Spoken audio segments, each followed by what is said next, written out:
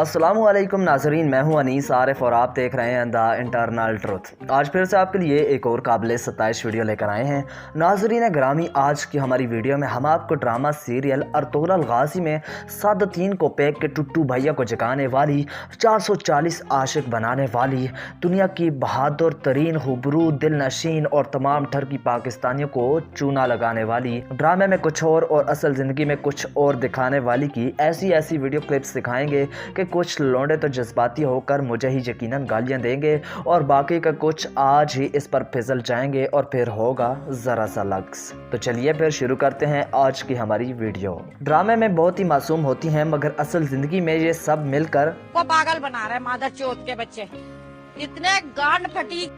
मगर बात जो भी हो यार, देखो प्यारी तो बहुत है ना। इसी को देखकर मुझ समेत बहुत से ठरकी अंकल मजबूर हो जाते हैं और राबिया की पट के पीछे आशिक हुए फिरते हैं, क्योंकि बहुत दूर हूँ इसीलिए तो मजबूर हूँ, वगरना कौन सा इसने दे देनी थी। बहरहाल नाजरीन, देखो दिल पे ना लिया करो यार। ड्रामे में ये जैसे भी हों वो सिर्फ ड्रामा था। असल ज़िंदगी में ये लोग पाकिस्तानी अदाकारों की तरह ही ठीक ठाक किस्म के बगैरत हैं।